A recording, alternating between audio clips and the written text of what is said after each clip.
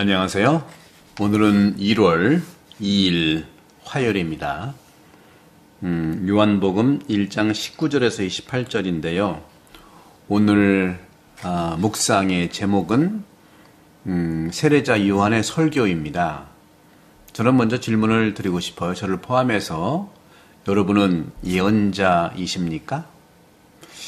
본데 예언이라고 하는 이 말은요. 미래를 예측한다. 미리 예자, 말씀은 자. 미래를 예측한다는 것을 의미하지만 성경은 그렇지 않습니다. 성경은 그런 의미가 없어요. 점쟁이도 아니고요. 물론 요즘에는 예측이라는 말을 하긴 하지요.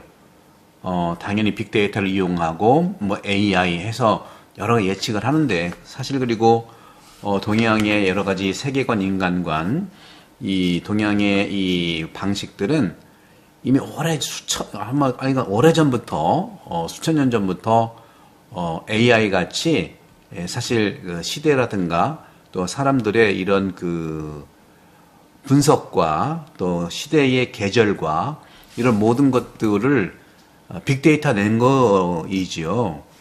그런데 성경은요, 심지어 언어로도 그렇고요, 이러한 미리 예측하는 그런 것이 아니라 예언자는 한마디로 선포자입니다. 선포자. 그런 점에서 세례자 요한은 우리에게 중요한 부분은 자기가 하는 선포, 자기가 하는 말을 듣지만 자기 자신을 위해서가 아니라 바로 선지자는 다른 사람을, 다시 말하면 하느님을 대신해서 말하는 사람이다, 이게 얘기죠. 구약 성경에서도 그런 부분들이 상당히 많이 나오죠. 예레미야서 2장 5절 같은 경우에 보게 되면 구약의 예언자들은 항상 이렇게 말씀했어요. 야훼께서 이렇게 말씀하신다. 공적으로 이런 설교의 어떤 흐름들입니다. 바로 이것은 그들이 스스로 하느님의 사자, 하느님의 파견된 자로 여기기 때문입니다. 그런 점에서 오늘 복음에서 세례자 요한은 바로 예언자들 중에 마지막 예언자인데요. 왜 세례자 요한은 예언자임에도 불구하고 왕이라고 하는 것을 자신 오게 된 메시아라는 걸 부인했을까요?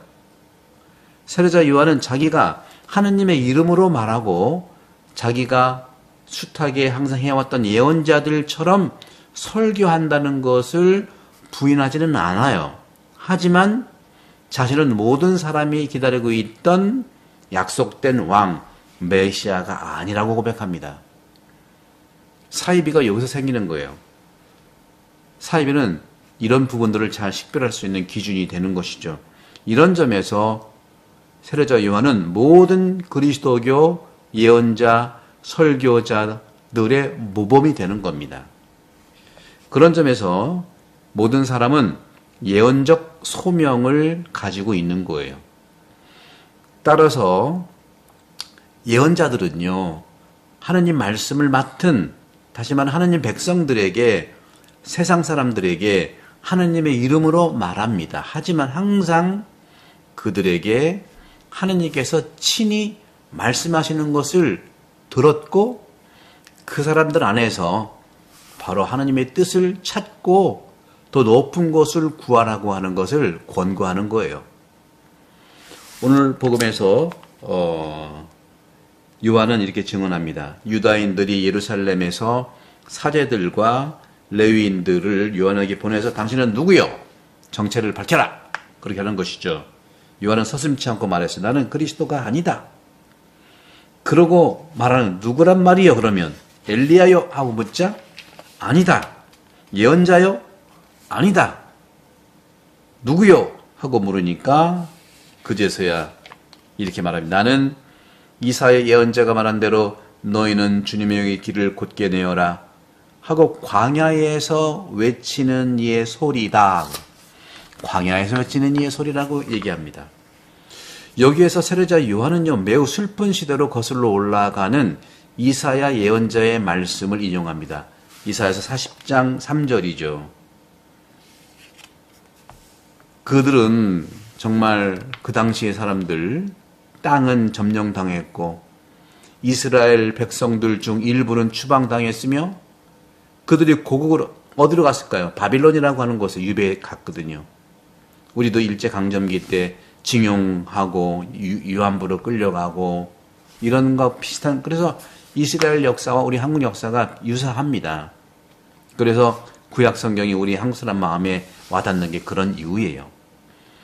그래서 이런 차원에서 고국으로 돌아갈 수 있을지를 누가 알고 기대했겠습니까? 구약의 예언자들은요, 이렇게 확신을 심어주려고 노력했지만 고통이라고 하는 것은 정화라고 하는 하나의 정말 하나의 하느님의 선물이라고 볼 수 있어요. 고통을 주는 사람이 선물이 아니에요. 고통을 주는 것은 정말 원수고 악마지만 그 고통을 내 안에서 이겨낼 수 있는 하느님의 선하심인 정화를 우리에게 주시거든요. 그러니까 독재시대 때, 군부시대 때 많이 감옥에 끌려간 분들, 고통은 그들이 줬지만 뭐 아는 사람들이 만델라도 그렇고요. 우리 김대중 대통령도 그렇게 수많은 그런 분들이 감옥에서 영적 정화를 선물을 받고 나오는 거잖아요. 성경책을 읽었다 하는 것이죠. 바로 그들이 주님 앞에 정화롭고 순결하는 순간, 순결할 때 순결한 선물을 받고 돌아오는 것이 가까이 왔다, 그런 소리입니다. 이게 예언자들의 선포예요.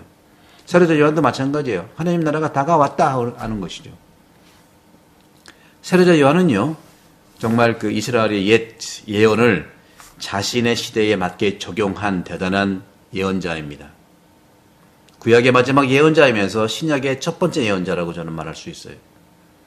심지어 그들의 시대에도 팔레스타인은요, 로마인들의 점령을 받았잖아요.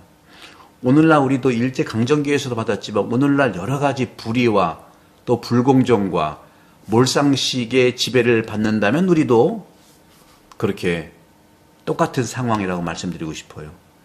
우리도 모든 사람들은 해방을 희망하고 있는 겁니다. 이것이 참 선진국이 되는 것이죠.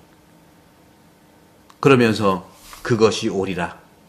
세례자 요한은 우리에게 그것이 가까이 왔고 바로 이 순간, 지금 이때가 참되고 분명하다는 것을 장담하고 너희는 성령과 함께 하느님 나라가 임하게 된다는 자신을 준비해야 한다는 거예요. 우리 모두 준비하는 새해가 되도록 오늘 복음을 통해서 한번 주님의 축복을 청합시다. 자신을 준비하라. 정결케 되기 위해서 세례를 받아야 한다 하고 얘기하는 거예요. 그래서 그 당시에 세례자 요한의 세례가 대단했던 겁니다. 이사 예언자와 세례자 요한 모두 세례를 받아야 한다고 말하고 있는 이 부분들. 하지만 우리가 또 강력하게 생각해야 되는 것은 아주 유사한 우리가 이제 그 메시지로 봐야 되는 것은요. 불행을 위로했어요. 하지만 그들은 오늘날 우리가 듣던 것과는 다르게 살아가고 있는 부분이 있다. 우리가 아프죠. 하지만 곧 지나갈 것이고 회복될 거라고 불행을 위로하고 있는 게 예언자들이에요. 무조건 참으라는 게 아닙니다. 준비하라는 겁니다. 우리가 경제 선진국이 됐잖아요. 돈이 없나요? 그렇다면 우리가 다시 돈을 벌 수 있을 거라고 희망을 주었던 것이 언제입니까? 우리가 선진국 되기 위해서 50년, 60년 모든 걸 포기하고 앞만 달려갔잖아요. 그런데 지금 오늘 상황이 어떻습니까? 세계적인 현상이기도 하지만 우리의 현상을 분명하게 바라볼 필요가 있겠다. 그래서 우리는 지도자를 잘 선택해야 돼요. 내 취향에 맞는 지도자를 선택하는 것이 아니라 우리 근본적인 우리나라와 이 세상을 구원할 지도자의 최선이 아니면 차선이라도 바라봐야 된다. 내가 아는 사람, 친척이다, 친인척, 우리 동네 사람이다, 이런 걸 하지 맙시다. 예수님도 누가 내 어머니고 내 형제냐고 했잖아요. 하느님 말씀을 듣고 실행하는 자가 내 형제고 어머니를 우리도 마찬가지 지도자를 뽑을 때요. 하느님의 뜻, 그 하느님을 믿으라는 게 아니에요. 안 믿어도 좋으니까 하느님의 뜻은 뭐예요?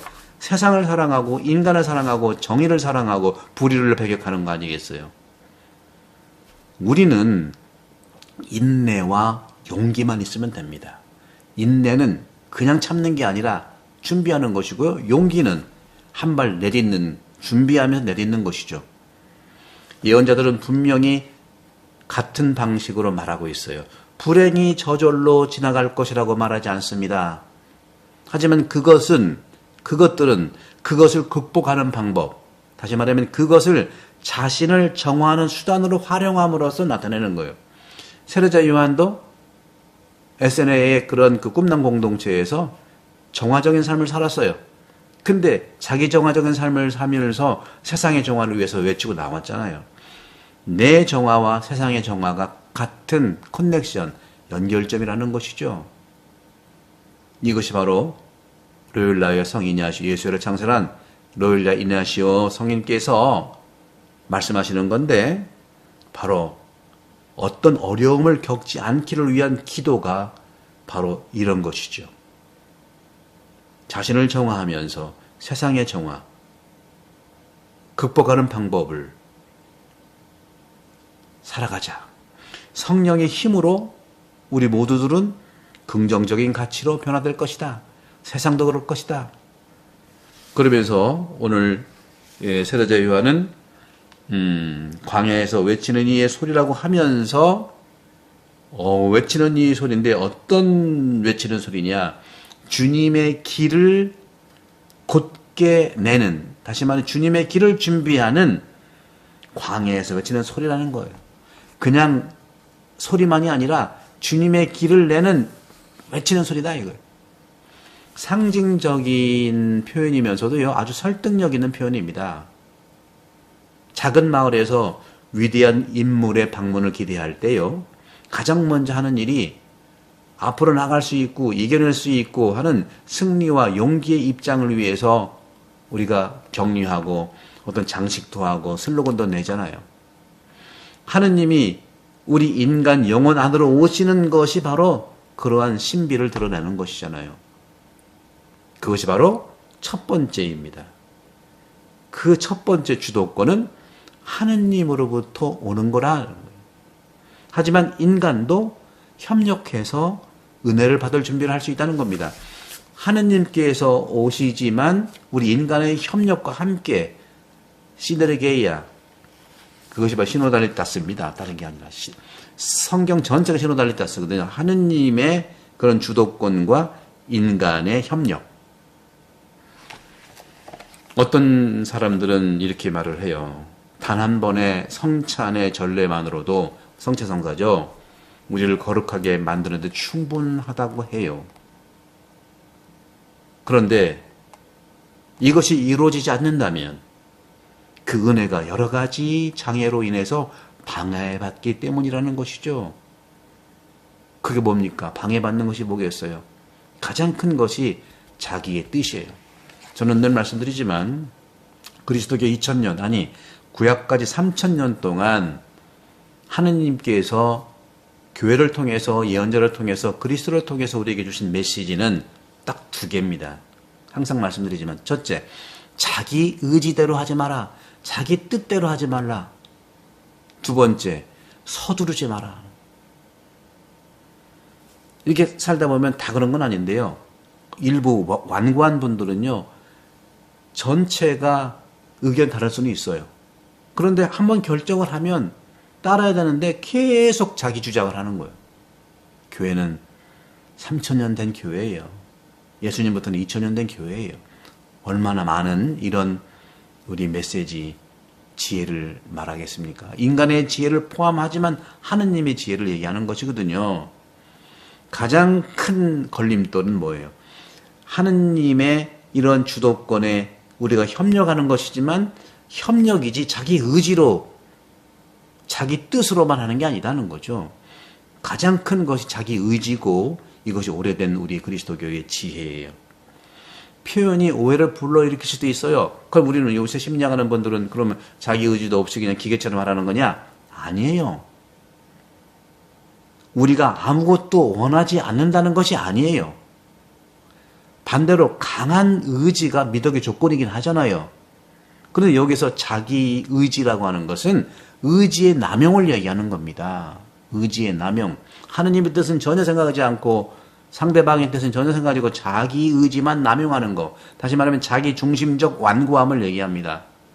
우리 의지로 우리 마음으로 오시는 주님에게로 가는 통로를 막는다는 걸 의미하는 거예요. 상당히 이건 심각한 영성적인 가치를 말합니다. 사랑하는 형제자매 여러분, 오늘 복음을 통해서 계속 이 오늘 영상을 또 들으시고 우리 영성생활과 또 예언자로서의 삶의 표지된 이 말씀을 마음에 새기고 또 새해 건강하시고 카톨릭 책방 구독 많이 선포해 주시고 또 댓글 남겨주시고 또 좋아요 부탁드립니다. 성부와 성자와 성령께서는 여러분 오늘 감복합니다. 감사합니다.